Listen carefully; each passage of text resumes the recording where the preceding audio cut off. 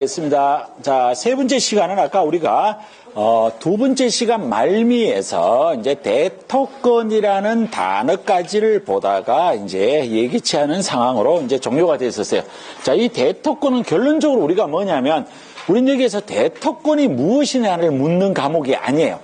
대토건이 중개 대상물이 되느냐 안 되느냐. 대토건이 중개 대상물이면 오로지 누구만 중개를 할 수 있으면 개업, 공인, 중개사만이 계속적 반복적으로 할 수 있는 거고, 그렇지 않으면 일반인이 해야 된다. 이런 것만 이제 관계를 되는 거예요. 그래서 우리가 남은 게 지금 이제 대토건이라는 단어가 나오는데, 이 대토건이라는 어떤 얘기에 예를 든 거예요. 제가 대토건을 설명하려고 그래요.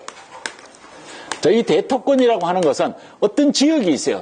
여기에 이제 사람들이 이제 살고 있어요. 어떤 형태로 살고 있는데, 여기가 여러 가지 여건상 여기에 사람들이 살기가 적합하지 않다라고 보는 거예요. 그래서 무슨 사유인지는 모르겠지만, 그래서 이 사람들에게 어느 지역이 택지로 개발된 지역에 이사 갈 수 있는 권리를 뭐라고 하냐면 대토건은. 그럼 쉽게 말해서 어느 땅으로 가라는 이런 건 아니라는 거야. 어느 지역으로 갈 수 있는 권리를 주는 걸 이걸 뭐냐면 대토건이에요. 그럼 우리는 시험 문제 이걸 묻는 게 아니고 대토건은 중개 대상물이다 아니다 이것만 딱 알면 돼요. 자, 그래서 대토건은 중개 대상물이다 아니다라는 것만 알면 돼요. 자, 그래서 우리가 토지에 관한 얘기는 요 정도만 알면 돼요. 자, 그럼 이제 두 번째 뭘로 가냐면 건축물 그 밖에 토지요 정착물로 갈게요. 자, 이거는 시험 문제에 자주 나오는 얘기가 돼서 그래서 한번 정리를 해보도록 할게요. 자, 두 번째 건축물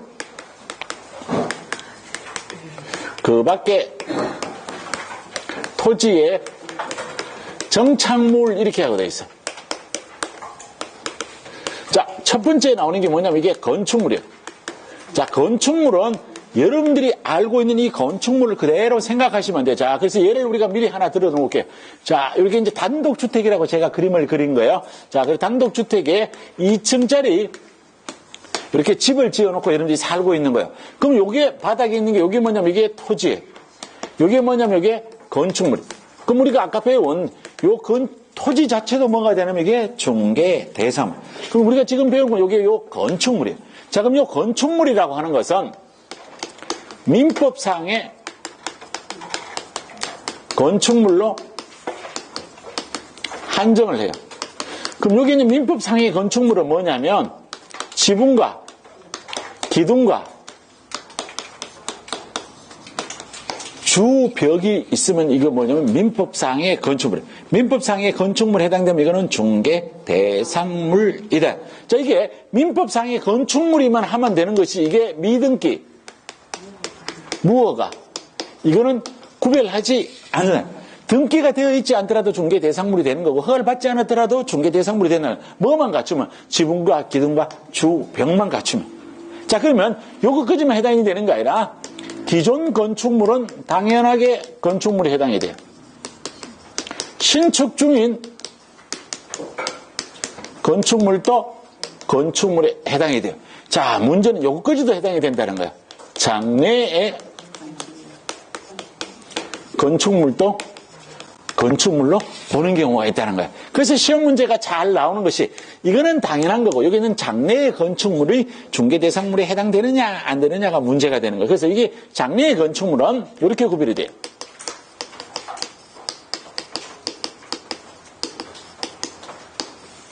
분양권이란 단어와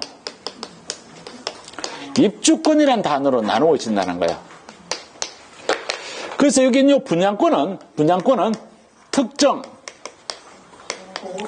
동호수가 결정된 것이에요. 자, 그래서 우리 분양권은 우리 공인중개사법에서 뒤에 공부를 하다가 보면 중개보수 계산을 할 때 분양권 전매를 했을 때는 기납입금액 플러스 프리미엄을 거래금액으로 본다. 배웠어요? 안 배웠어요? 배웠죠. 그럼 이건 당연하게 중개 대상물에 해당이 되니까 중개를 할 수가 있는 거예요. 그래서 이게 분양권은 장래의 건축물로 봅니다. 장래의 건축물이니까 당연하게 뭐로 가요? 건축물. 건축물이니까 당연하게 건축물 그 밖에 토지의 정착물에 해당되니까 중개 대상물에 어떻게 해요? 해당이 된다.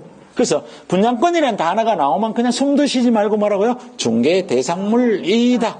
자, 그런데 문제는 뭐냐면 여기는 입주권이란 단어가 문제가 되는 거예요. 자, 근데 이 입주권은 한 개의 용어로 쓰이는 게 아니고 다양한 용어로 쓰인다는 거예요. 그래서 여기 이 입주권은 다양한 용어로 쓰는데 첫 번째가 뭐냐면 여기 있는 분양권에 대비되는 게 뭐냐면 특정 동 호수가 결정되지 않은 거예요.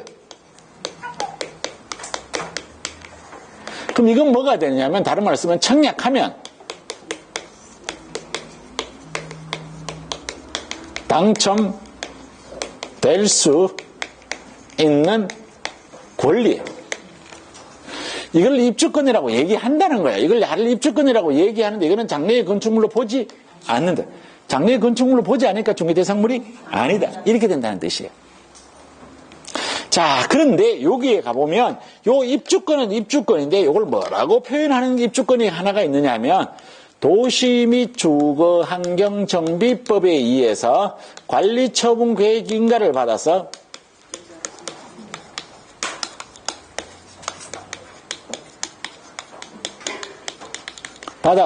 입주자로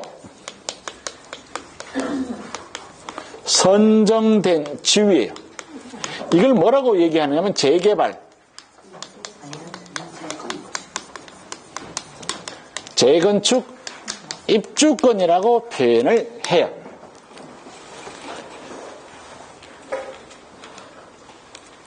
자, 그래서 이게 도시 및 주거환경정비법에서 관리처분계획 인가를 받아서 입주자로 선정된 지위인 재개발, 재건축, 입주권은 야는 입주권이라고 얘기를 해요. 근데 야는 이거 뭘로 보냐면 장래의 건축물로 본다는 거예요. 장래의 건축물로 보니까 중개대상물이다. 자, 이거는 여기에서만 나오는 게 아니고 우리가 실제로 어디서 공부를 했느냐 하면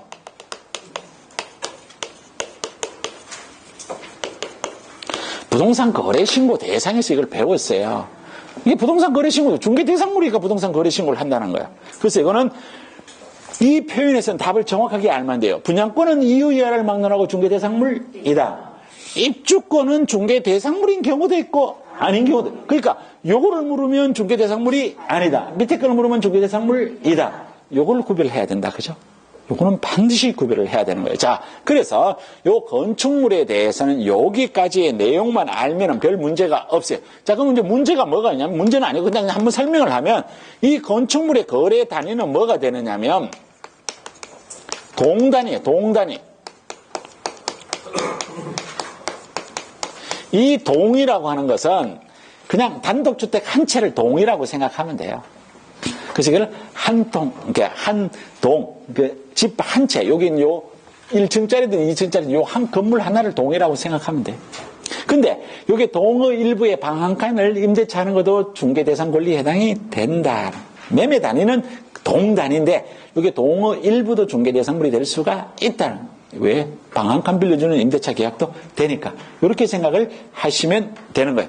자, 그래서 요거는 여기까지만 여러분들이 정확하게 알아두시면 돼요. 책에 무슨 말을 적어놨든 요 내용만 여러분들이 머릿속에 딱 넣어 놓으시면 돼요. 자, 우리 교재 어디를 잠깐 한번 가보느냐 하면 교재 39쪽 가볼게요. 39쪽.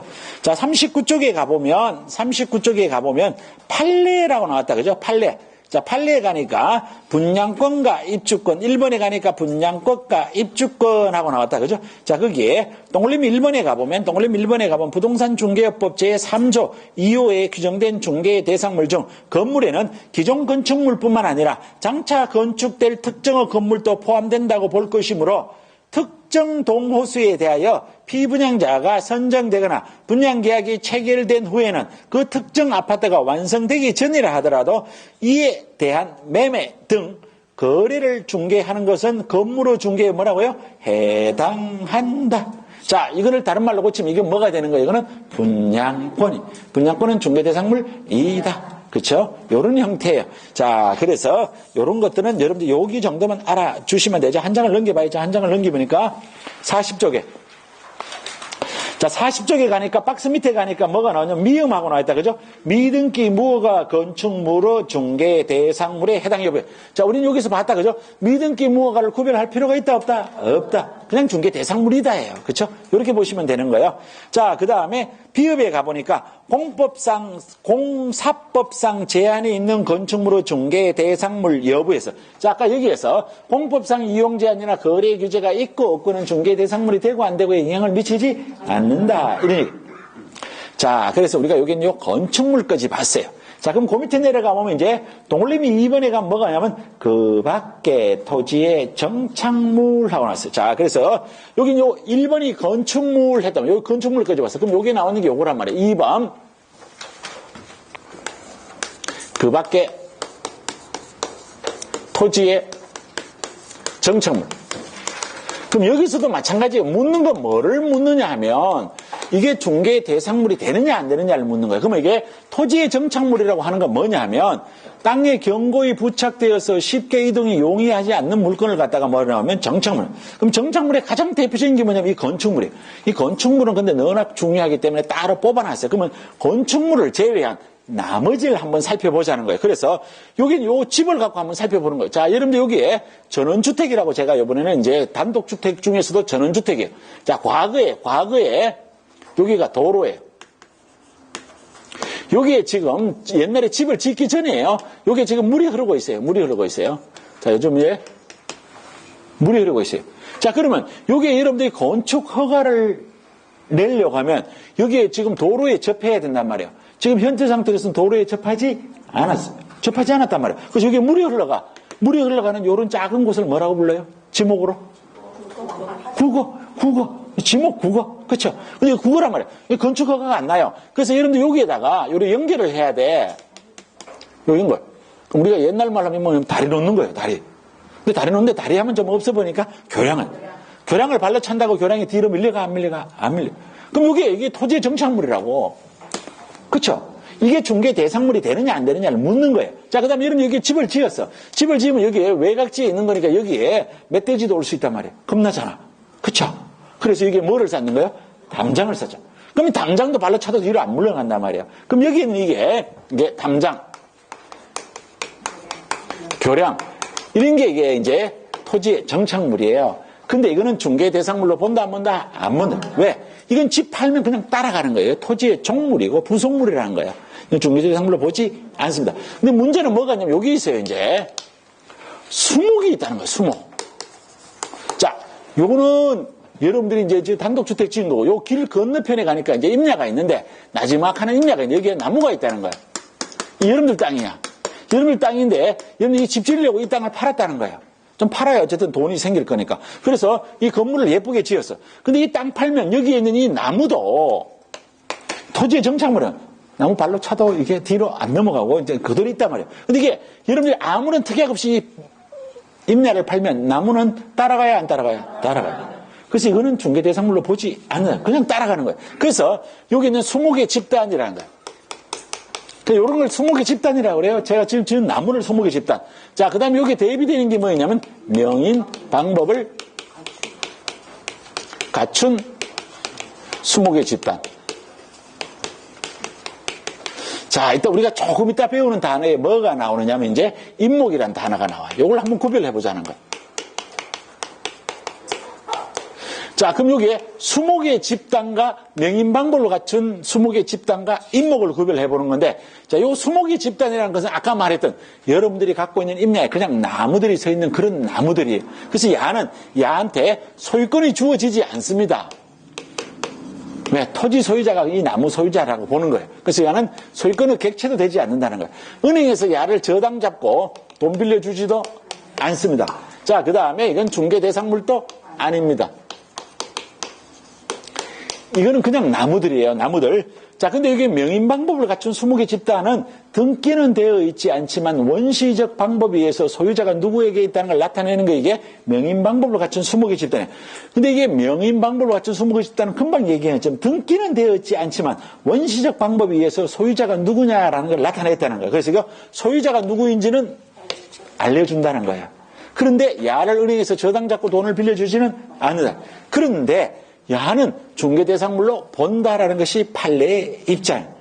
명인방법을 갖춘 수목의 집단은 중개대상물 이다예요. 자, 임목은 이 나무를 임목에 관한 법률에 의해서 소유권 보존 등기를 한 나무를 뭐라 하면 임목. 그래서 이건 등기가 되어 있으니까 이 나무 자체가 소유권이 당연하게 주어져요. 그 다음에 저당권도 설정을 할 수가 있고 중개대상물도 되는 거예요. 자, 그럼 이 임목을 다시 한 번 더 잠깐만 설명을 드리면, 자, 이런 임야가 있는데 누군가가 돈을 들여서 나무를 의도적으로 심었다라는 거예요. 나무를 심었는데 이 나무를 심는데 1, 20년 만에 이렇게 되는 게 아니니까 최소한 뭐 20년에서 한 40년 정도 지나야 이 나무가 이렇게 자라나서 이게 만약에 뭐 어떤 생산성이 있다는 거예요. 이렇게 했을 때 이 오랜 기간 동안 이 돈을 이렇게 투자하기란 쉽지 않다고. 그래서 이 나무를 등기를 함으로써 이제 뭔가가 달라지는 거예요. 이 나무가 등기가 되는 순간에 이 나무가 뭐가 되면 이게 부동산이 되는 거예요. 그럼 부동산이 되면 뭐라고 똑같다고 생각하면 되냐면 아까 저쪽에 그려놓은 이 단독주택지 위에 건물 지은 거하고 똑같은 거예요. 여기는 토지 똑같은 거예요. 이게 나무가 이 건축물하고 똑같은 거예요. 뭘로 보니까? 부동산. 이걸 갖다가 뭐라고 하냐면 이걸 갖다가 이제 임목을. 그럼 임목을 설정하는 이유가 뭐냐면 목적이 은행에서 돈 받으려고 하는 거예요. 돈 빌리려고 하는 거예요. 그래야 은행에서 돈을 빌려주는 거거든. 그래서 이게 우리가 지금 조금 이따가 배우는 여기에 있는 요 임목인데 지금 우리가 지금 현재 배우고 있는 건 지금 어디를 배우냐면 그 밖에 토지의 정착물에서 이 토지의 정착물이 중개 대상물이냐 아니냐 이걸 보는 거예요. 자, 그래서 우리 교재로 가서 40쪽에 동그라미 2번 40쪽에 동그라미 2번 박스 위에 동그라미 2번 그 밖에 토지의 정착물.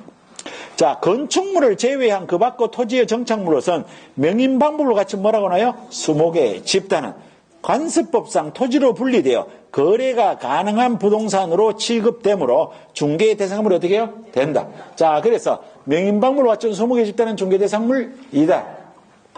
자, 그 다음에 그러나 토지에 부착은 되어 있으나 실제로 해체에 이동할 수 있는 판잣집.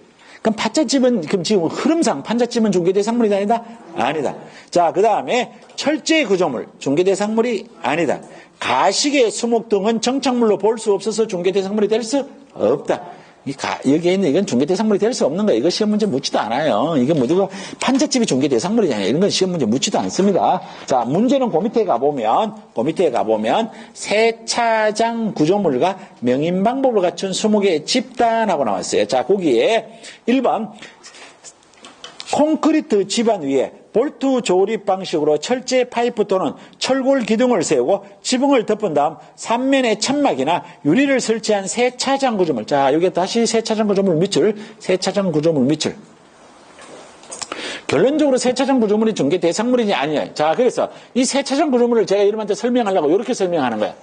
자, 여기 세차장 구조물이 이렇게 있어요. 야는 여기 있는 철골 구조물이 땅과 볼트와 너트로 연결되어 있어요. 그리고 여러분들 차가 여기 이렇게 있으면 차가 앞으로 자동으로 이게 벨트에 의해서 앞으로 가거나 또는 여기에 있는 차는 가만히 있고 이 구조물이 왔다 갔다 하는 거 이걸 갖다가 이제 세차장 구조물이라고 그러는 거예요. 그럼 이 세차장 구조물은 이제 건축물이냐 아니냐를 먼저 보는 거예요. 건축물이 되려면 뭐가 있어야 되냐면 지붕과 기둥과 주벽이 있어요. 자, 기둥이 있어요. 지붕이 있어요. 뭐가 있냐면 주벽이 없어요. 그래서 이건 민법상의 건축물에 해당되지 않기 때문에 중개대상물이 아니라는 거예요. 그 다음에 여기는 요 세차장 구조물은 볼트와 너트가 이게 땅에 볼트와 너트로 연결되어 있어요. 그래서 이걸 쉽게 해체가 가능해요. 해체가 되면 이동이 가능하기 때문에 이거는 토지의 정착물로도 보지 않아요. 이나저나 세차장 구조물은 중개대상물이다 아니다? 아니다. 지금 아까 배운 단어 중에서 대토권은 중개대상물이다 아니다? 아니다라는 거예요. 자, 그 다음에 그 밑에 2번에 가보면 뭐냐면 2번에 가보면 다른 거 묻는 게 아니에요. 2번은 뭐를 보냐면 명인방법을 갖춘 수목의 집단에 관한 얘기예요. 자, 그래서 마지막에 가면 명인방법을 갖춘 수목의 집단은 중개의 대상물에 해당한다고 어떻게 해요? 보아야 할 것이다. 요거 알면 돼요. 자, 명인방법 갖춘 수목의 집단은 중개대상물입니다. 자, 그 다음에 그 밑에 내려가서 그 밖에 대통령령이 정하는 재산권 및 물건하고 돼 있어. 자, 여기에서 다른 거는 생각하지 말고 우리는 요거 하나만 잘 한번 생각을 해봐요. 자, 밑에 그냥 쭉 한번 읽어볼 거예요. 자, 읽어에 가보면 자, 밑에 가보면 특별법상의 광업권, 어업권, 저작권, 특허권이 나와요. 자, 이거는 중개대상물이 아니다. 그것만 알면 돼요. 그 내용이 뭐냐라는 걸 외우시려고 하시도 말고 이건 중개대상물이 아닙니다. 자, 그래서 이제 여기에 있는 요 내용까지 보고 자, 우측에 가보면 새카만 네모 2번에 대통령령이 정하는 중개의 대상으로서 여기에 나오는 게 뭐냐면 임목, 광업재단, 공장재단. 자, 그럼 여기 이제 임목, 광업재단, 공장재단을 한번 살펴보도록 할게요. 자, 이제 임목. 자, 임목이라고 하는 건 여기 임목이에요. 자, 이런 임야가 있어요. 자, 요 임야가 있는데 여기에다가 누군가가 돈을 들여서 나무를 심었다는 거예요. 돈을 들여서 나무를 심었는데 요 나무를 뭐를 했다고? 등기를 해요. 등기. 자, 등기를 하는 순간에 요게 뭐가 되냐면 부동산이 되는. 그래서 이 부동산은 결론적으로 뭐하고 똑같냐면 이 건축물하고 똑같다고 생각해야 돼요. 그러면 예를 들어서 여러분들이 이런 임야가 매매로 나왔다고 하면 실제로 요 임야만 넘어갈 수도 있는 거고 여기에 있는 요 나무만 넘어갈 수도 있는 거고 두 개가 동시에 다 넘어갈 수도 있다. 요것만 여러분들이 구별을 해 주시면 된다라는 거예요. 그래서 요거는 임목은 임목에 관한 법률에서 소유권 보존 등기를 한 것이라고 생각하면 되고, 자, 우리 교재에 가서 41쪽 같습니다. 41쪽. 자, 41쪽에 임목의 동그라미 1번에 의의가 합니다. 임목에 관한 법률에 의하여 일필토지 또는 일필토지의 일부분에 부착되어 생립하고 있는 모든 종류의 수목집단은 소유권자가 뭘 했어요? 소유권 보존 등기 밑줄. 자, 그 다음에 동그라미 2번에 가니까 임목 등기 절차에 가서 니은에 갑니다. 임목 등기에 가보면 새파란 글씨가 나와요. 임목이 식재된 토지 등기부 표제부 밑줄. 자, 토지 등기부 표제부 밑줄. 이건 뭔 얘기냐면, 자, 아까 얘기한 것처럼 여러분들 친구가 와서 얘기합니다. 친구야, 이 산이 지금 매매에 나왔는데 나무값만 해도 이 땅값이 되는 것 같은데 나 이 산 살래. 나 이 땅은 그냥 필요 없고 나무만 베어가도 이제 이 정도 돈은 나와. 나 이거 살래. 라고 여러분들이 물었을 때 아까 제가 얘기한 것처럼 여러분들은 지금 이게 땅만 파는 건지 나무와 땅을 같이 파는 것인지 나무만 파는 건지 구별할 수 있어야 된다는 거예요. 그럼 결론적으로 뭘 얘기하냐면 이게 임목인지 아닌지를 알아야 돼. 임목이 되었을 때는 이게 나무는 안 팔고 땅만 팔 수도 있다는 거예요. 그래서 이게 임목인지 아닌지 확인하려면 어디 봐야 되냐면 토지 등기 사항 증명서, 토지 등기 사항 증명서 어디를 보고 확인한다고? 표제부를 통해서 확인해야 된다라는 거예요. 여기를 가서 이게 임목이라고 되어 있으면 느낌상 나무는 판다 안 판다? 안 판다. 이렇게 이 느낌이 와야 되는 거예요. 자, 그 밑에 내려와서 동그라미 3번으로 합니다. 동그라미 3번. 임목 등기의 효과. 임목은 토지와 분리하여 양도하거나 저당권의 목적으로 어떻게 해요? 할 수 있다. 따라서 토지 소유권과 지상권의 처분의 효력은 임목에 미치지 않습니다. 그래서 이번에는 땅만 파는 것이지 나무는 팔지 않아도 된다라는 게 이게 이런 표현 때문에 되는 거예요. 자, 거기에 가서 저당권이 설정된 임목을 벌채한 경우 토지로부터 분리된 수목에 대해서 그 효력이 뭐라고요? 미친다. 그래서 벌채된 수목에 저당권이 미친다. 자, 요거는 시험 문제에 나오는 지문이다. 그죠? 자, 이게 무슨 얘기냐면 이런 얘기예요. 그냥 가장 쉬운 얘기로 하면 이 은행에서 야가 얼마의 저당권을 설정했냐면 과거에 20억 원의 저당권을 설정을 해서 이 나무를 몇십 년간 키워왔어요. 근데 지금 이거 팔면 이게 얼마 정도가 나면 40억 정도가 나와요. 그럼 여러분이 생각할 때 40억에다 20억 빼면 와, 20억 남았네? 엄청나게 많이 남았네? 라는 생각이 들죠? 그렇죠? 지금 나무 이거 몇 년 키웠다 그랬어요? 20년, 최소한. 20년을 20억 빌려갖고 20년 동안 이자만 냈으면 이자가 얼마쯤 돼? 많죠, 그죠? 네. 그러면 40억 받아봐야 별로 남는 게 없다는 거예요. 그래서 야가 밤에 이 나무를 싹둑 잘랐다는 거예요. 그럼 이게 벌채가 되는 순간에 이거는 임목이 아니라는 거예요. 임목이 아니라는 거예요. 이론상. 그런데 여기에 벌채된 수목에 만약에 저당권이 미치지 않는다라고 하면 나무를 자르는 순간에 돈 안 갚아도 된다는 얘기잖아. 그러면 이게 은행에서 돈 빌려준 20불을 어떻게 찾아가? 못 찾아가죠. 그래서 벌채된 수목에 저당권이 미쳐야 돼, 안 미쳐야 돼요? 미쳐야 돼. 그래서 벌채된 수목에 저당권이 미친다. 그래서 이런 얘기를 했다, 그죠? 벌채된 수목에 저당권이 미친다고 얘기를 했건만 여러분들이 벌채된 수목에 저당권이 미치지 않는다고 대답을 하면 공인중개사법 교수님은 정말로 뭐 한다고요? 미친다. 미친다만 알면 무슨 말인지 알아요, 그죠? 이런 뜻이에요. 자, 그래서 이게 이제 임목은 요 정도예요, 요 정도.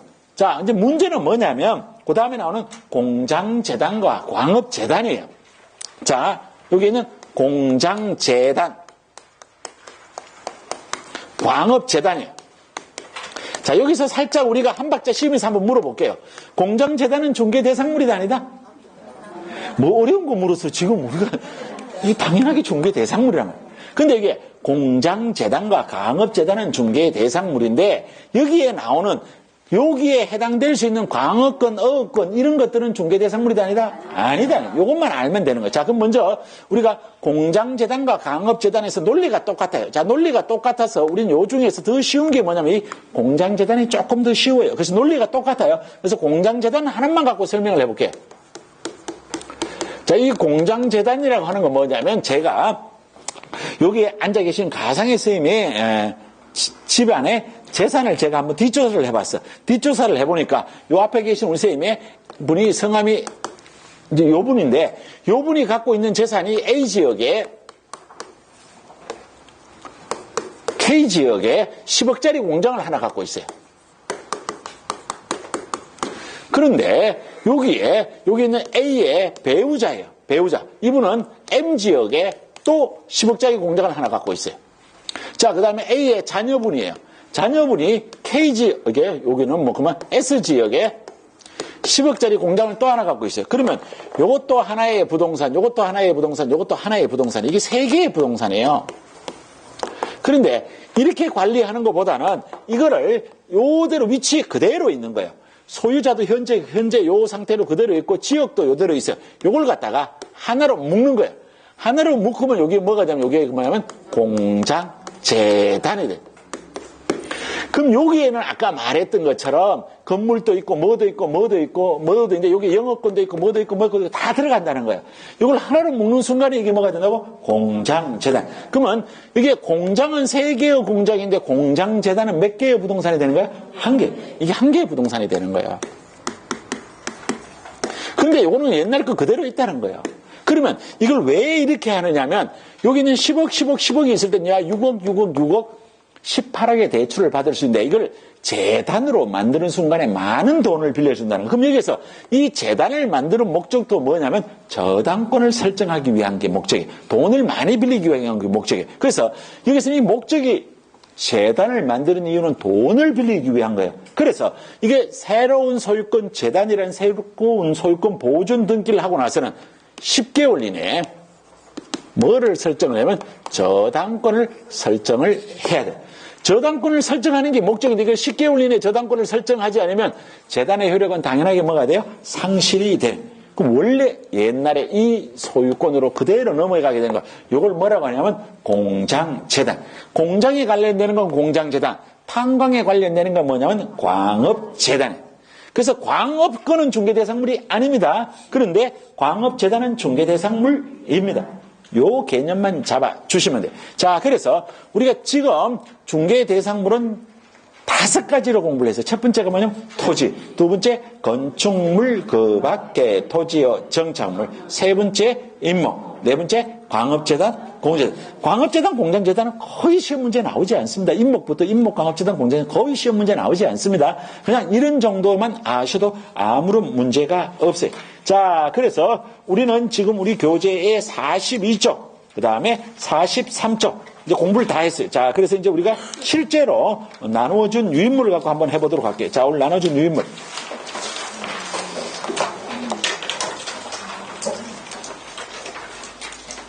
자, 3번. 자, 3번. 공인중개사 법령상 중개대상물 및 중개대상 권리가 뭐라고 되어 있어요? 될 수 없는 것. 중개대상물이 아닌 것 찾아라 그랬다. 그죠? 모두 그런 것은. 자, 기억. 광업권은 중개대상물이다 아니다? 아니다. 자, 미연갑니다. 분양 예정자로 선정될 수 있는 지위인 입주권. 자, 입주권 하면 요것도 입주권, 요것도 입주권. 근데 밑에 도정법 이런 거 없었잖아. 그럼 야란 말이에요. 그럼 중개대상물이다 아니다? 아니다. 자, 디귿. 영업상의 노하우 또는 점포 위치에 따른 영업상의 이첩 등 무효가죠. 옆에다가 권리금하고 적어져요. 권리금. 권리금이에요. 권리금. 이걸 권리금이라 그래요. 자, 권리금은 중개대상물이다 아니다? 아니다. 자, 리을이 문제가 되네요. 저당권 등기가 된 건축물이에요. 건축물은 중개대상물이다 아니다? 이다. 근데 앞에 뭐가 붙었어요? 저당권이 있고 없고는 관련이 있다 없다? 없다. 그러면 리얼은 중개대상물이다. 지금까지 나온 단어 중에서 리얼이 들어가면 답이 아닙니다. 그렇죠? 리얼이 들어가면 답이 아닙니다. 자, 그 다음에 미음. 대토권 중개대상물이다 아니다? 아니다. 자, 그 다음에 비읍. 콘크리트 집안 위에 쉽게 분리 철거가 가능한 볼트 조립 방식은 뭐라고? 세차장 구조물. 자, 세차장 구조물은 중개대상물이다 아니다? 아니다. 이렇게. 자, 그래서 뒤에 가보면 답은 아주 쉬워요. 그렇죠? 자, 그 다음에 4번 문제로 갈게요. 4번. 자, 4번. 자, 4번. 4번의 5번 지문부터 볼게요. 4번의 5번 지문. 자, 5번. 4번의 5번이에요. 이미 등기되어 있는 토지에 부착된 20개 집단에 대하여 소유권 보존 등기를 한 때에는 토지 등기 이력 중 어디를 봐야 돼요? 표제부. 맞죠? 그죠? 자, 그 다음에 동그라미 4번. 분필 절차를 거치지 않는 일필 토지의 일부에 대한 임차권이나 용익물권의 설정은 가능하므로 분필 절차를 거치지 않는 일필 토지의 일부도 중개대상물이 어떻게 해요? 될 수 있다. 옆집 순이 엄마한테 땅 빌려줬는 거 아까 그 얘기예요. 자, 그 다음에 3번 가겠습니다. 중개대상물인 건축물은 민법상 부동산에 해당하는 건축물에 한정된다. 따라서 기둥, 지붕, 그리고 주벽을 모두 갖춰야 중개대상물인 건축물이 어떻게 해요? 해당된다. 자, 그 다음에 2번. 아파트에 대한 추첨 기일에 신청을 하여 당첨되면 아파트 분양 예정자로 선정될 수 있는 지위를 가리키는 입주권은 중개대상물이 될 수 없다. 그래서 답은 1번이에요. 그래서 1번이에요. 자, 근데 1번인데 1번이 별로 중요한 단어는 아닌데, 자, 명인 방법을 갖춘 20개 집단은 중개대상물이 어떻게 해요? 해당됩니다. 그런데 명인 방법을 갖춘 수목은 중개대상물에 해당되지 않는다. 이거 아니에요. 이거 구별하면 안 돼요. 이게 뭔 얘기냐면 제가 이걸 이제 해놓으면서 지난번에도 그런 얘기를 했어요. 학생들이 이런 거에 대해서 관심이 너무 많아서 제가 풀이도 일부러 거꾸로 한 거예요. 자, 명인 방법을 갖춘 수목의 집단은 몇 그루냐면 여러 그루예요. 그러니까 수목은 몇 그루냐면 뭐 한 그루든지 두 그루든지. 무슨 말인지 알겠죠? 그래서 이거를 문제로 이게 한번 내본 거예요.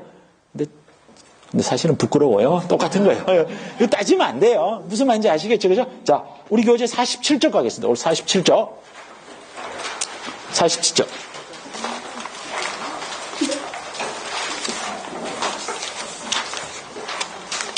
자, 오늘 수업 진도는 공인중개사 자격 시험 제도를 마쳐야 마치는 거야. 그래서 이거는 조금 우리 교재가 62쪽까지 가야 마치는 거야. 62쪽까지. 근데 금방 끝나요. 자, 우리 교재 47쪽입니다. 공인중개사 자격 제도입니다. 자, 거기에 법조문을 한번 볼게요. 법조문을 한번 볼게요. 47쪽에 제4조 자격 시험. 자, 동그라미 1번.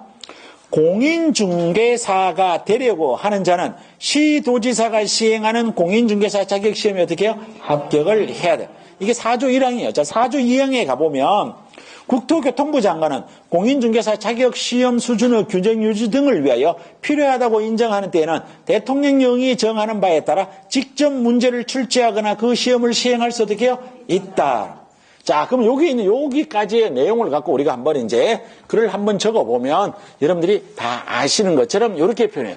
원칙적인 시험 시행 기관의 자는 누구라고 얘기한다고? 시도지사. 예외 누가? 국장. 지금 요거를 갖고 이제 여러분한테 설명을 드리는 거예요. 그래서 1번. 시험 시행 기관. 자, 원칙적인 시험 시행 기관의 장은 누구냐면 시도지사. 자, 2번 예외 누구라고요? 국장. 자, 근데 국토교통부 장관이 시험을 시행하려고 하면 공인중개사 정책심의위원회 의결을 언제 거쳐야 돼요? 사전. 그래서 이게 공인중개사 정책심의위원회 의결을 미리 거쳐야 됩니다. 자, 그런데 여기 이 두 사람이 바빠서 이걸 다른 사람한테 맡기는 걸 뭐라고 하냐면 위탁 이렇게 자, 그래서 이거 누구한테 밝힐 수 있냐면 공인중개사 협회나 공기업이나 아니면 준정부기관에 이를 맡길 수 있다라는. 자, 그래서 원칙적인 시험 시행기관의 자가 누구예요? 시도지사. 예외 누구예요? 국정. 자, 국정이 시험을 시행하려면 공인중개사 정책심의위원회 의결을 거쳐야 됩니다. 그런데 여기 있는 국장이나 시도지사가 바빠서 이걸 협회나 공기업이나 준정부기관에 맡길 수가 있어요. 자, 그래서 우리는 여기서 뭘 하나 알아야 되느냐면 자격증은 누구하고 논다고? 시도지사. 자격 취소 처분 누가 해요? 자격 정지 처분 누가 내려요? 그거하고 연결이 된다는 거예요. 무슨 말? 자격증은 누구가 나눠줘요? 교부예요? 시도지사. 이렇게 되는 거예요. 자격증은 누구하고 논다고? 시도지사. 자, 우리 교재 47쪽에 밑에서 두 번째 줄, 즉 원칙적인 시험 시행 주체는 시도지사. 예외는 누구야? 국장. 자, 한 장을 넘겨. 자, 우리 교재의 48쪽에 와서 2번 시험에 응시 자격하고 나왔어요. 자, 그래서 우리 여기에 2번 시험에 응시 자격입니다. 자, 우리 시험은 이거는 국적도 따지지 않습니다. 학력도 따지지 않습니다. 연령도 따지지 않습니다. 성별도 따지지 않습니다. 아무것도 따지지 않습니다. 그래서 우리 공인중개사 시험은 원칙적으로 누구나 아무나 응시를 할 수 있어요. 그런데 우리가 이걸 알아야 된다. 그죠? 자, 그런데 시험 응시의 결격이에요. 자, 우리 책에서는 여기 다른 데 조금 나누어져 있어요. 시험 못 치는 사람은 딱 두 사람이에요. 요거 두 사람 빼놓고는 시험을 다 칠 수가 있습니다. 첫 번째 누구가 못 치느냐면 공인중개사 자격이 취소되고 나면 몇 년 동안 시험을 못 치면 3년 동안 시험을 못 칩니다. 자, 두 번째 시험 부정행위 무효 처분일 플러스 몇 년이냐면 5년. 요 두 개를 빼놓고는 누구라도 시험에 응시를 할 수가 있다.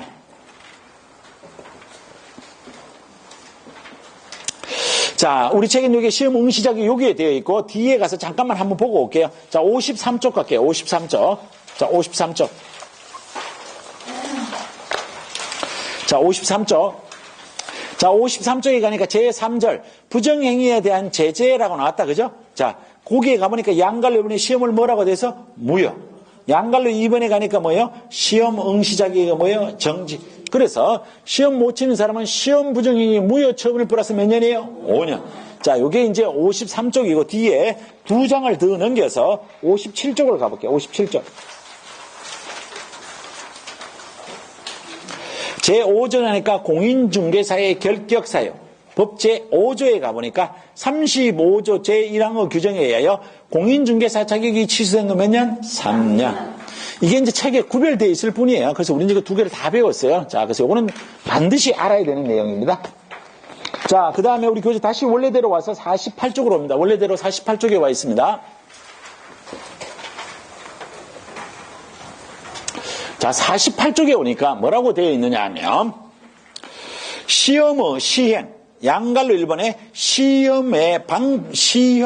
시행 방법 및 시험의 일부 면제라고 되어 있어요. 자, 그럼 여기는 이게 뭔 얘기냐면 잠깐만 여러분한테 한번 설명을 드릴게요. 자, 근데 이거는 뭐 시험 문제 나올 가능성 그닥 높지 않습니다.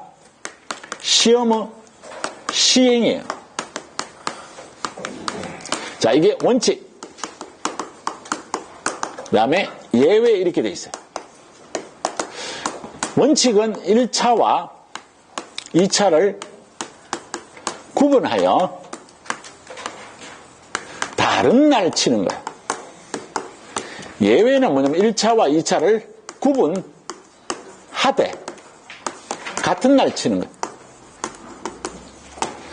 자, 여러분들 지금 여러분들이 알고 있는 시험 제도는 우리 1차와 2차 구별하는 거 다 알고 있어요.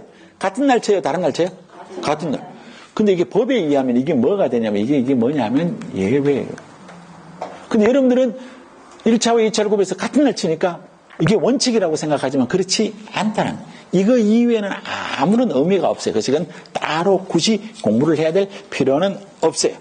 자, 그 다음에 동그라미 2번으로 내려와서 우리가 지금 보고 있는 48쪽의 동그라미 2번이에요. 밑에 박스 위에. 자, 박스 위에 가면 시험은 뭐가 냐면 일부 면제. 자, 여기에서 시험의 일부 면제를 살짝 한번 봐야 되는데, 이걸 보기 위해서는 우리가 연결을 한번 시켜봐야 돼요. 자, 그러면 원래 시험은 1차와 2차를 구별하여 다른 날 치는 게 원칙인데, 예외로 1차와 2차를 구별하되 같은 날 칠 수가 있단 말이에요. 자, 그러면 시험의 과목을 가보면 우리가 1차가 있고 2차가 있어요. 그럼 여기 합격자 결정 방법하고 다 나온다는 거예요. 자, 그러면 1차는 우리가 민법하고 개론이 있는 거예요. 자, 2차 과목은 공인중개사법하고 그 다음에 부동산 공법하고 지적하고 등기하고 세법하고 이렇게 나누어져 있단 말이에요. 자, 그러면 우리는 여기 있는 요거를 시험을 쳤을 때 합격자를 결정할 때 1차 과목은 합격자 결정 방법이에요. 야는 무슨 평가밖에 없냐면 절대평가밖에 없어요. 1차 시험은 무조건 절대평가밖에 없어요. 자, 2차는 원칙 절대평가예요. 예외에 무엇을 할 수가 있냐면 상대평가를 실시를 할 수가 있다는 거예요. 자, 그러면 1차 과목의 절대평가라고 하는 건 뭐냐면 민법 100점 만점, 개론 100점 만점 이렇게 했을 때 평균 60점. 과목당 40점 미만이 있으면 안 된다, 그죠? 이름하여 이거는 이제 과락이라는 거예요. 이렇게 했을 때 전국에서 30만 명이 응시해서 30만 명이 다 해당이 되면 전부 합격시켜주는 걸 무슨 평가냐면 절대평가. 근데 2차 과목은 원칙적으로 절대평가를 원칙으로 하되 시험을 칠 때 원래 합격생은 30명으로 정한다라고 할 수도 있다는 거예요. 이건 무슨 평가가 되는 거예요? 상대평가. 근데 지금 갑자기 상대평가를 하지는 않아요. 이론상 그렇다는 거예요. 그래서 여기에서 우리 이제 1차 평가는 절대평가밖에 없어요. 2차는 원칙 절대평가, 예외 뭘 하셨어요? 상대평가. 자, 그럼 이렇게 했을 때 시험 결과를 보면 이렇게 나타날 수가 있다는 거예요. 시험 결과는 1차 시험 합격하고 2차 시험 합격하고 여기에 최종 합격하는 거예요. 그럼 여기에 앉아 있을 필요가 없다. 그죠? 그죠? 그 다음에 여기에 1차도 시원하게 떨어지고 2차도 시원하게 떨어지고 최종적으로 시원하게 떨어지는 거. 이것도 있을 수 있어요. 자, 그 다음에 1차는 합격하고 2차가 안 되어서 세모의 경우가 있을 수가 있어요. 불행한 거는 1차는 점수가 적게 나고 2차만 점수가 높게 나는 거. 그렇지만 야는 조금 불편하다. 그죠? 자, 그러면 우리가 지금 시험의 일부 면제라고 하는 건 야에 대한 게 시험의 일부 면제. 야가 이걸 시험의 일부 면제라고 하는 거예요. 자, 그러면 여기에 있는 작년도의 시험이 몇 회냐면 30회였단 말이에요. 그럼 올해가 몇 회냐면 31회. 그러면 이런 상황에 있는 사람은 시험의 일부를, 즉 1차 과목을 면제를 해주는데 언제 하나요? 면제하느냐면 다음 회에 하나요? 1차 시험을 면제한다. 작년도가 30회였으니까 올해가 31회. 요거예요. 자, 그래서 우리 교재에 밑에 동그라미 2번. 자, 동그라미 2번에 가니까 시험의 일부 면제. 제1차 시험에 합격한 자에 대해서는 뭐라고 되어 있어요? 다음 회의 시험에 하나요? 제1차 시험을 면제를. 자, 그 다음에 우측에 갑니다. 49쪽에 양갈래서 한번 시험의 시행 및 시행 공고에. 자, 이건 무슨 얘기냐면 여기에 관련되는 단어는 이런 단어가 나와요.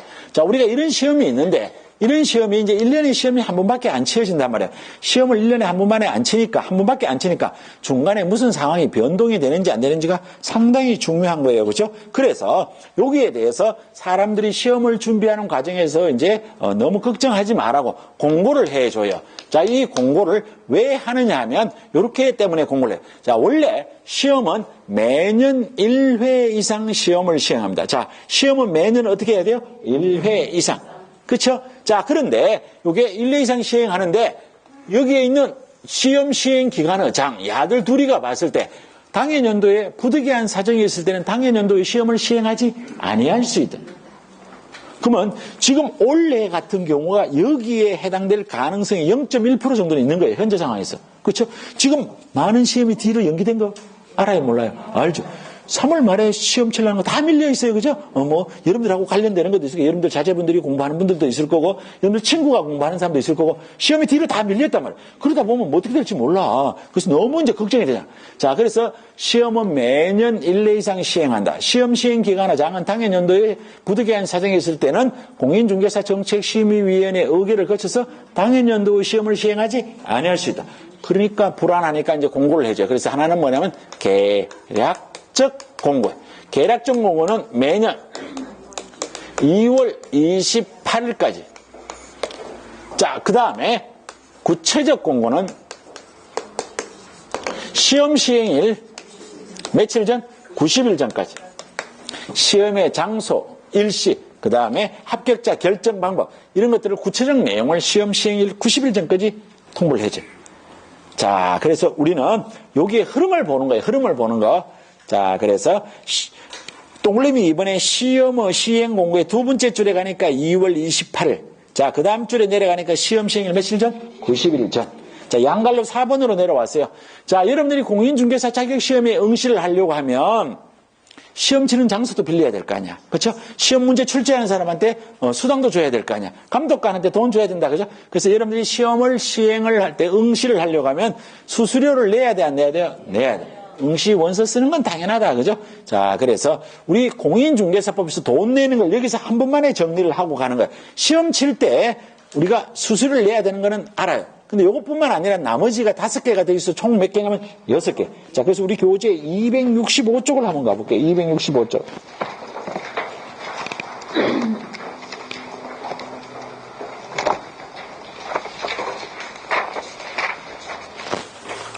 자, 그게 중간중 딱 가보면 한눈에 딱 보이게 돼 있다. 그죠? 수수료의 종류라고 돼 있어.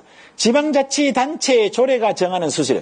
지방자치단체의 조례라는 수수료. 자, 그러면 여기에 관련되는 내용을 볼게요. 자, 동립 1번에 가보니까 공인중개사 자격 시험 응시. 자, 공인중개사 자격 시험 응시. 원칙적인 시험 시행 기관의 장은 누구예요? 시도지사. 그럼 울산광역시장한테 돈을 낸다라는 뜻이에요. 이게 그런 뜻이에요. 자, 그 다음에 두 번째 가니까 공인중개사 자격증을 뭘 한대요? 재교. 자격증 누구하고 놀아요? 시도지사. 이런데 자격증을 취득했다, 자격증을 잃어먹으면 자격증을 받으러 가야 되는데 누구한테 가냐면 시도지사. 자, 이때도 돈 들여야 된다는 거예요. 자, 그 다음에 우리가 다음 주에 배우는 3번 중개사무소 개설 등록 신청을 할 때, 그 다음에 등록증을 받았는데 등록증을 잃어먹었어. 재교부 받을 때. 그 다음에 우리가 다음 주나 그 다음 주에 배울 내용 중에 이제 법인은 분사무소를 들 수가 있어요. 법인의 분사무소 설치 신고할 때 돈을 내야 돼. 분사무소 설치 신고를 하면 설치 신고 필증이 나오는데 이 신고 필증을 잃어먹어서 재교부 받을 때 돈을 내야 돼. 그래서 우리 공인중개사법에서 행정기관에 돈을 내야 되는 경우가 몇 가지라면 6가지. 요 6가지는 머릿속에 넣어 놓으셔야 돼요. 그죠? 첫 번째, 자격시험 응시. 두 번째, 자격증 재교부. 세 번째, 개설 등록 신청. 네 번째, 등록증 재교부. 자, 그 다음에 분사무소 설치 신고. 분사무소 설치 신고 필증 재교부. 자, 요게 이제 265쪽에 있는 건데 이걸 우리가 한 번에 왜 외우냐면 앞으로 공부할 때 5분이 더 나오잖아요. 그때 가서 이걸 또 계속 볼 수가 없잖아. 그래서 이걸 머릿속에 넣어 놓으셔야 된다. 그죠? 자, 그래서 여기까지 보고 자, 교재가 다시 앞쪽으로 가요. 자, 다시 앞쪽으로 가서 우리 교재 49쪽입니다. 49쪽. 자, 49쪽.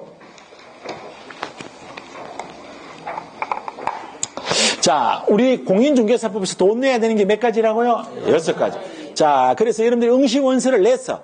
근데 응시원서를 내서 접수를 다 했어. 근데 경우에 따라서는 여러분들이 그 시험을 치지 않는 경우도 있을 수가 있다는 거예요. 그래서 어떤 경우에는 여러분들이 내는 돈의 일부를 돌려받아야 되는 것을 배우는 거예요. 그 밑에 마지막에 있는 박스를 보는 겁니다. 근데 이건 심각하게 외우시려고 하면 안 돼요. 느낌을 받아야 돼. 자, 다음과 같은 이런 사유가 발생했을 때는 전부를 돌려받거나 또는 100분의 60 또는 100분의 50을 돌려받는 거예요. 자, 그래서 첫 번째, 기억. 수수료를 과오납한 경우에는 과오납한 금액의 전부예요. 자, 여러분들이 작년도 기준이에요. 올해도 별다른 없이 그렇게 갈 거예요. 1차와 2차를 동시에 시험을 치면 얼마냐면 28,000을 내요. 근데 여러분들이 지금은 이해가 안 되지만 여러분들이 공부가 준비가 많이 된 사람은 빨리 시험 치는 걸 좋아해요? 천천히 치는 걸 좋아해요? 이게 공부가 된 사람이라고 그래서 공부가 안 된 사람은 제발 열흘만 뒤로 밀렸으면 좋겠다 생각해. 공부가 된 사람은 하루라도 빨리 쳤으면 좋겠어. 귀찮거든. 공부할 게 없어. 그런데 시험을 빨리 친다고 하니까 기분이 너무 좋아서 28,000원을 내야 되는데 28만 원을 냈어.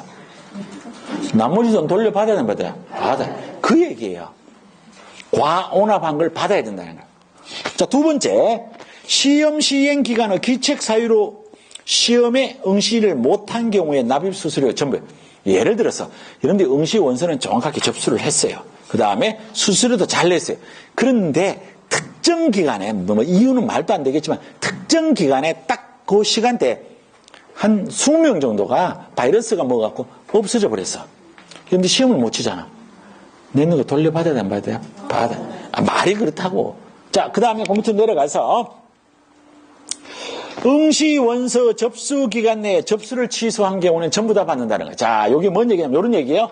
자, 시간의 흐름입니다. 시간의 흐름. 자, 언젠지 몰라요. 이거 매일 며칠이라고 시험에 절대로 나오지 않습니다. 대충 8월 한 6일 정도 되면 응시 원서를 접수를 해요. 그래서 이게 10일 정도 접수를 해요. 그럼 예를 들어서 8월 25일까지야. 그러면 요 안에 응시 원서를 접수를 해야 되는데 어떤 사람이 8월 16일 날 응시 원서를 접수했다가 아니 난 공부를 안 되는데 28,000원이라도 아껴야지 하고 8월 20일 날 시험 안 치겠다고 하면 돌려준다는 거예요. 이 말이에요. 그래서 응시 원서 접수 기간 내에 취소를 하면 납입 수수료를 돌려준다는 거예요. 자, 응시 원서 접수가 끝났어요. 그 다음 날이 되면 돈을 다 돌려주지 않는다는 거예요. 자, 응시 원서 접수가 끝나고 7일 이내 시험을 안 치겠다고 하면 돈을 얼마를 돌려주면 100분의 60을 돌려줘. 자, 그 다음 날 8일째 되는 날로부터 여기가 시험을 치는 날이에요. 시험을 시행하기 며칠 전까지만 돈을 돌려주면 10일 전까지만 돌려줘요. 시험 치는 날 안 치겠습니다 하면 돌려주지 않는다고요. 그때 요때는 얼마를 돌리면 10일 전까지 했을 때는 100분의 50을 돌려준다. 요거에 과거에 시험지문 딱 한 지문 나왔었어요. 여기에서 5개 박스 안에서 시험지문이 딱 한 번 나왔었어요. 뭐 그닥 중요한 내용은 아닙니다. 느낌 정도만 가져주면 돼요. 자, 넘겨요. 넘겨서 50쪽에 가보면, 자, 50쪽에 가보면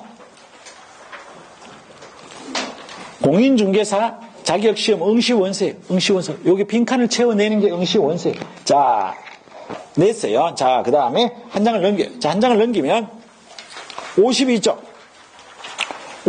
제2절 시험자 합격 결정. 자, 아까 우리 시험 합격자 결정 여기서 공부했어요, 안 했어요? 했어요.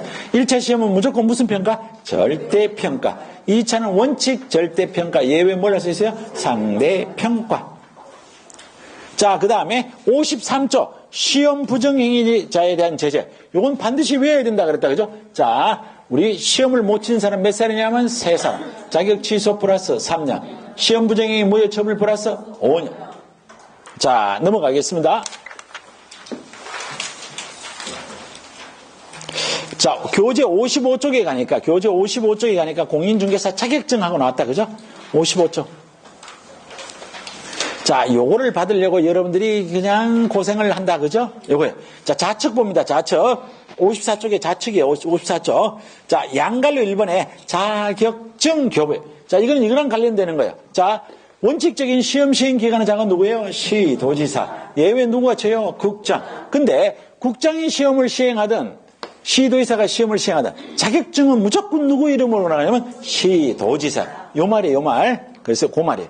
자, 시험 시행 기관은 장은 제1차, 2차 시험에 합격한 자를 공고해야 한다. 합격자 결정 공고일로부터 자, 1월 동그라미. 시도지사가 공인중개사 자격증 교부대장에 기재한 자격증을 교부를 해야 돼. 자, 합격자 결정 공고일로부터 며칠 안에 자격증을 줘야 돼요?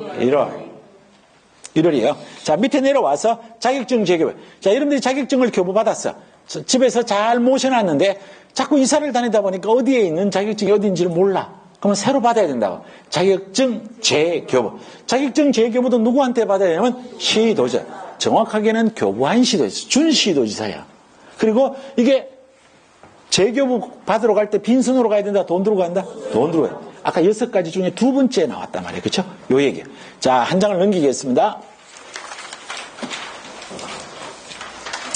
자, 57쪽에 가니까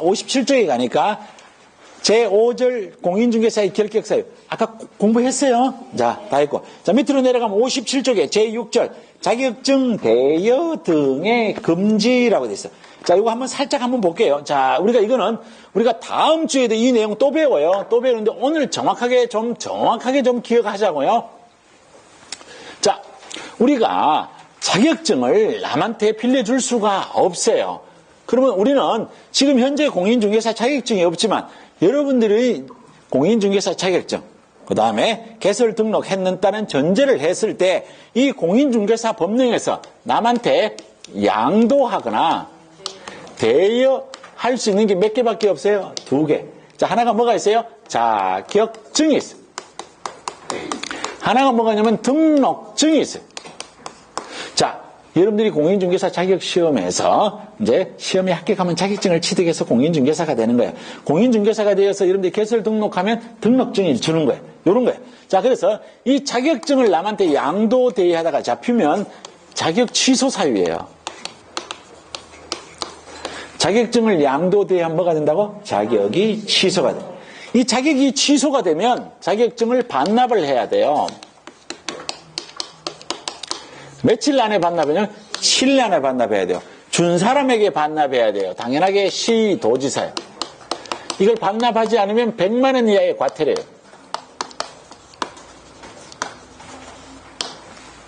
자, 자격증을 양도되면 자격 취소가 된단 말이에요. 등록증을 양도되면 뭐가 되면 등록이 취소가 돼요.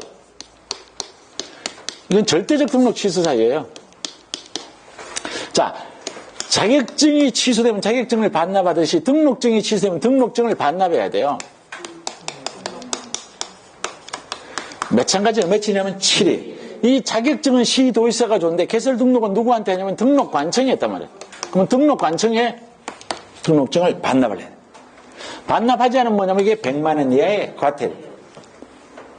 자, 그러면서 이렇게 했을 때 행정형벌은 이게 뭐가 냐면 1년 이하의 징역 또는 1천만 원 이하의 벌금. 자, 그러면 오늘 이제 처음 공부를 하시는 분한테는 너무 가혹한 질문이라는 것을 전제를 깔고 공부를 한 사람도 있단 말이에요. 자, 우리 1년 이하의 징역 또는 1천만 원 이하의 벌금. 자, 틀려도 괜찮아요. 모른다는 전제를 깔고 하는 거니까 관계없어요. 자, 1년 이하의 징역 또는 1천만 원의 벌금 다 같이 시작.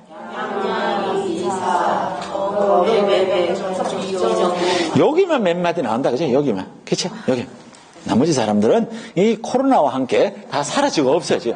자, 그래서 우리가 어디를 살짝 한번 가봐야 되느냐 하면 273쪽을 한번 가볼게요. 273쪽.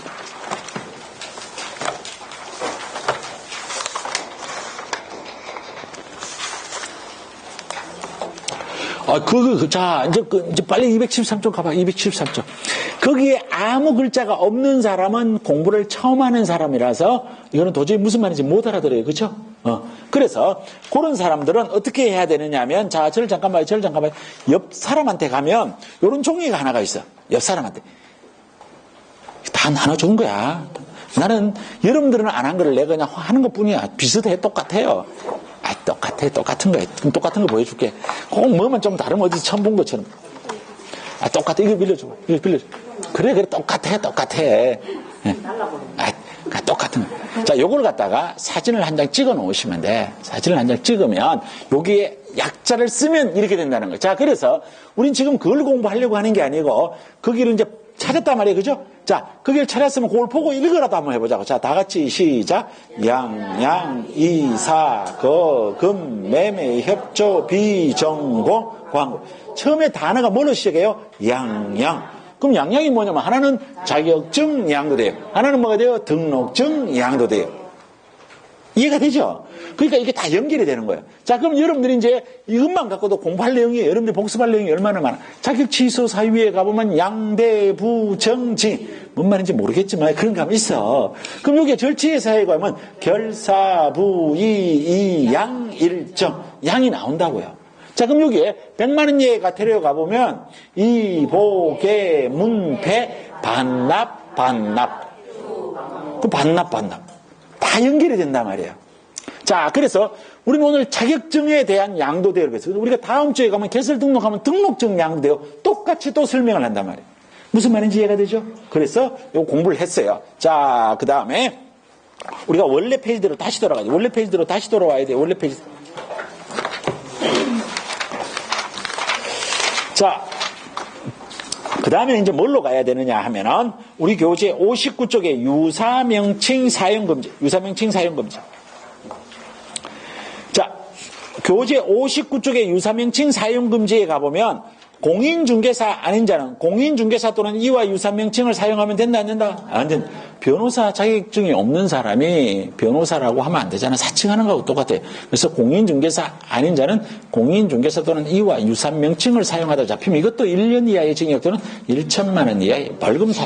자, 그 내용이에요. 자, 한 장을 넘길게요. 자, 한 장을 넘기면 60쪽에 공인중개사 정책심의위원회 하고 나왔어요. 자, 지금까지 우리가 공인중개사 시험 제도에 대해서 이런저런 얘기를 배웠어요. 근데 실제로 어려운 내용은 별로 없어요. 조금 헷갈리는 부분에 여기 나오는 공인중개사 정책심의위원회. 자, 그래서 우리 교재 60쪽을 봅니다. 교재 60쪽.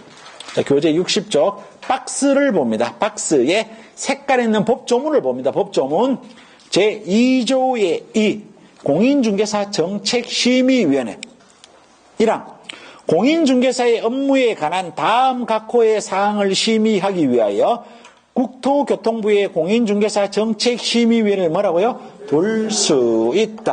자, 그래서 여기에 이걸 여러분들이 둘 수 있다와 두어야 한다가 다르다는 걸 반드시 알아두셔야 돼요. 그래서 여기에서 국토교통부의 공인중개사 정책심의위원회를 둘 수 있다를 밑줄을 그어야 돼. 두 번째 줄이 된다. 그죠? 국토교통부 밑줄, 둘 수 있다 밑줄.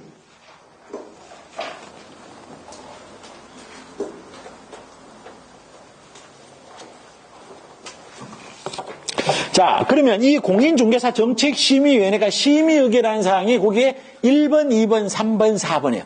자, 그게 1호. 자, 1호에 가면 뭐라고 되어 있느냐 하면 공인중개사의 시험 등 공인중개사 자격 취득에 관련되는 사항. 두 번째, 중개업 육성에 관련되는 사항. 세 번째, 중개보수 변경에 관한 사항. 네 번째, 손해배상 책임의 보장에 관한 사항. 이렇게 되어 있어요. 자, 그 밑에 가서 2항은 넘어가고 3항에 갈게요. 자, 3항에 가보면 제1항에 따라 공인중개사 정책심의위원회에서 심의한 사항 중 제1호의 경우에는 특별시장, 광역시장, 도지사, 특별자치도지사는 이 어떻게 해요? 따라야 한다. 자, 그럼 요걸 지금까지 배운 내용을 한번 칠판에 한번 정리를 한번 해볼게요. 얼마 남지 않았습니다. 자, 얼마 남지 않았어요. 자, 우리가 지금 뭐를 배우냐면 공인중개사 정책심의위원회를 지금 공부를 하고 있어요. 자, 그래서 이걸 한번 정리를 한번 해볼게요. 이 공인중개사 정책심의위원회는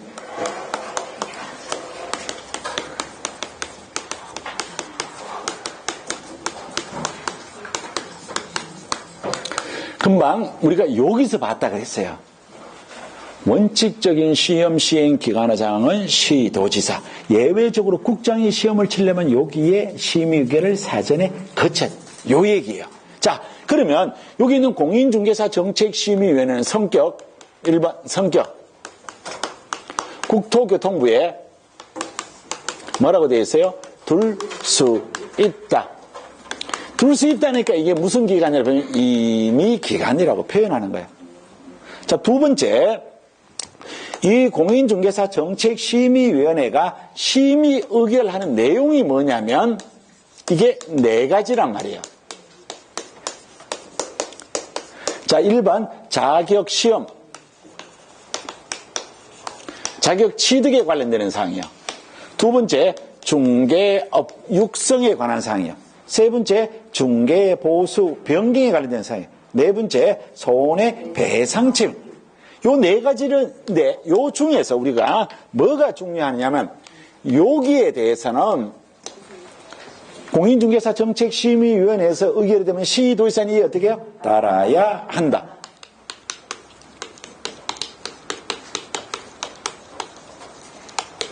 즉, 여기에서 결정이 되면 시험에 취득에 관련되는 것, 자격시험, 자격 취득에 관련된 사항은 시도지사는 무조건 따라야 돼요. 시도지사가 구속받는 건 오로지 뭐밖에 없어요? 자격, 시험, 자격, 취득에 관련된 사항이에요. 이해가 되나요? 요 얘기. 그쵸? 자, 이제 봤어요. 우리 밑으로 내려와서 60쪽에 박스 밑에 와서 1번. 심의위원회의 구성하고 돼 있어. 공인중개사의 업무에 관한 일정한 사항을 심의하기 위하여 국토부에 공인중개사 정책심의를 아까로 얘기해서 뭐라고요? 둘 수 있다. 자, 근데 거기 가보면 심의위원회는 위원장 1명을 포함한 7명 이상 11명 이내의 위원회. 자, 그래서 이게 3번 구성이 위원장 1명을 포함한 7명 이상 11명 이내의 위원회. 자, 요거 기억을 해달라고 말씀을 드렸어요. 그렇죠? 그래서 조금 이따가 물어볼 거예요. 지금은 안 물어봐요. 위원장 1명을 포함한 7명 이상 11명 이내의 위원회. 자, 그 다음에 양갈로 1번으로 내려와서 정책심의위원회 위원장이에요. 자, 위원장은 누가? 국토교통부 제1차관.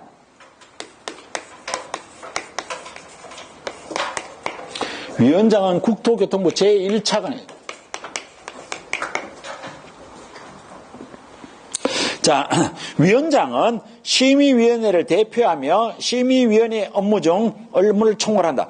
위원장이 부득이한 사유로 직무를 수행할 수 없을 때는 위원장이 미리 지명한 위원이 그 직무를 대행한다. 자, 그래서 이게 여기 있는 위원장이 미리 지명한 사람이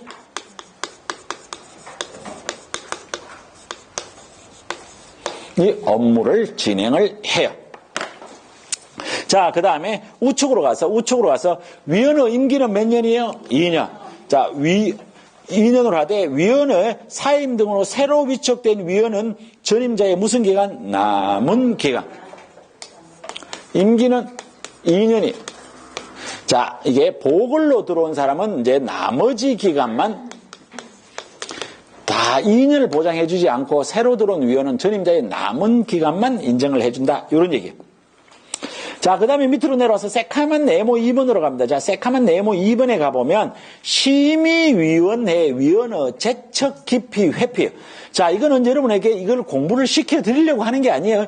이게 이렇다라는 의미만 알면 돼요. 자, 봐봐요. 자, 이게 공인중개사 정책심의위원회는 공인중개사의 자격시험, 자격 취득에 관련되는 사항, 중개업 육성에 관련되는 사항, 중개보수 변경에 관련되는 사항, 손해배상 책임에 관련되는 사항을 심의 의결하는 곳이에요. 그런데 잘 봐봐요. 요 단어 하나만 정확하게 알면 돼요. 제 배우자가 이게 공인중개사 자격시험, 자격 취득에 관련되는 것을 국가에서 용역을 받아서 몇 억을 받고 이걸 연구를 했어요. 근데 내가 거기에 가서 심의 의결하는데 내가 심의 의결하는 위원으로 들어가면 된다, 안 된다? 이게 어려운 말이야. 된다, 안 된다? 안 된다. 이게, 요 단어가, 이게 뭐냐면, 심의위원회 재척 깊이 회피라는 뜻이에요.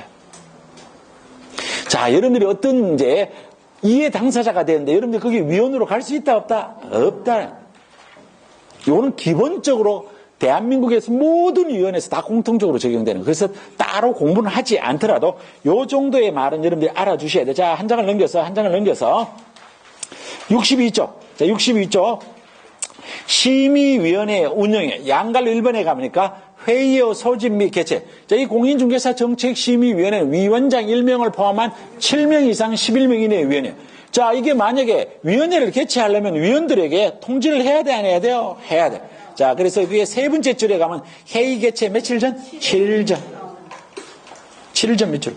물론 예외적으로 긴급하게 개최하거나 부득이한 사유가 있을 때는 전날까지 통보를 할 수도 있다고 돼 있어요. 근데 7일 전까지는 통보를 해줘야 된다는 거 이거 기억을 해두셔야 돼요.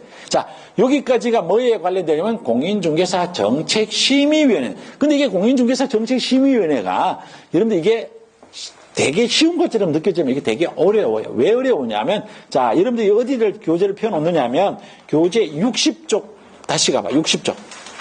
자, 60쪽.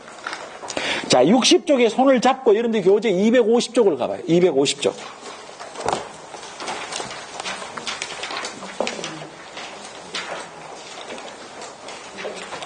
자, 교재 250쪽. 거기 가니까 수업을 한 사람들은 밑줄 많이 꺼졌어요, 안 꺼졌어요? 그 뭐 허연 사람은 무조건 결석한 사람이야. 그죠? 그거 말고 말이. 자, 그래서 이게 뭐가 비교가 되면 이 두 개가 비교가 된다는 거예요. 이 두 개가. 공인중개사 정책심의위원회와 공제사업운영위원회가 비교돼서 헷갈린다는 거예요. 그래서 헷갈리는 거예요. 자, 그래서 여기는 공인중개사 정책심의위원회는 국토교통부에 둘 수 있다. 공제사업운영위원회는 협회에 둔다예요. 적지 말고 이거 페이지만 한번 적어 놓으라고. 페이지만 적어 놓고 여러분들이 이게 뒤에 가서 이런 거랑 관련이 있구나라는 개념만 알자고. 지금 당장 이거는 너무 세세한 내용이기 때문에 오늘 외워야 될 이런 내용은 아니에요. 자, 그리고 여기에 가보면 위원장은 여기에 공인중개사 정책심의위원회 위원장 1명을 포함한 7명 이상 11명 이내의 위원이에요. 근데 공제사업운영위원회는 몇 명? 19명. 이런 게 자꾸 이제 섞어서 나중에 시험 문제가 나오면 어렵다라는 거야. 시험 문제가 어렵다라고 하는 건 중요해서 어려운 게 아니에요. 시험 문제 틀리게 만들기 너무 쉽다는 걸로 말한 거예요. 자, 그래서 오늘의 수업 진도는 여기까지예요. 자, 그래서 우리가 다음 주에는 몇 페이지부터 공부하냐면 63쪽부터 공부해요. 자, 오늘 나눠준 유인물 마지막 문제. 오늘 나눠준 유인물.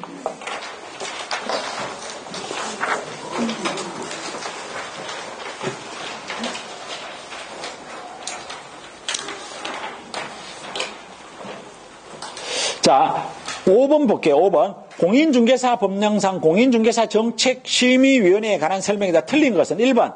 공인중개사의 업무에 관한 사항을 심의하기 위하여 국토교통부의 공인중개사 정책심의를 뭐라고 되어 있어요? 둘 수 있다. 임의기간 맞는 말이에요.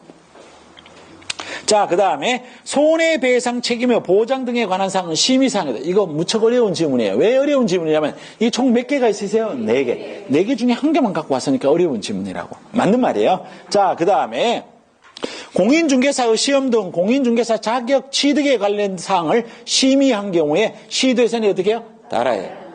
이게 구속력이 있는 건 자격시험, 자격 취득에 관한 거예요. 맞는 말이에요. 자, 그 다음에 정책심의위원회는 위원장 1명을 포함한 7명 이상 11명 이내의 위원회. 맞는 말이에요. 자, 그런데 이제 5번 문제, 결국 1번 맞고 2번 맞고 3번 맞고 4번 맞으니까 틀린 답은 5번이에요. 자, 근데 5번이 어디가 틀렸냐면 한번 볼게요. 심의위원회 회의는 재적위원 가반수 출석으로 개의하고. 이게 뭔 얘기냐면, 이게 7명 이상 11명 이내의 위원인데, 그러면 11명이라고 치고, 11명 치고, 요게 과반수가 와야 돼요. 6명이 와야 된다는 거예요. 그렇죠? 6명 중에서 하고 재적위원 과반수 찬성으로 의결하는 것이 아니에요. 출석위원 과반. 이건 대한민국의 모든 법이 다 이렇게 되어 있어요. 무슨 말인지 알겠죠? 출석위원의 과반수. 그래서 틀린 답이 몇 번이냐면 5번이에요. 자, 그래서 여러분들 이제 여러 가지 사회적 영향상 오래간만에 공부를 했어요. 물론 어제 공부를 하셨겠지만, 그렇죠? 자, 이제 오래간만에 공부를 했어요. 오래간만에 공부를 하다 보니까 여러분들도 약간 지상에서 0.1mm 정도 떠 있는 것 같아요. 제가 봤을 때, 그렇죠? 제 느낌. 그래서 내일은 0.001mm로 땅으로 붙어야 돼요. 자, 다음 주에 뵙도록 하겠습니다. 수고하셨습니다.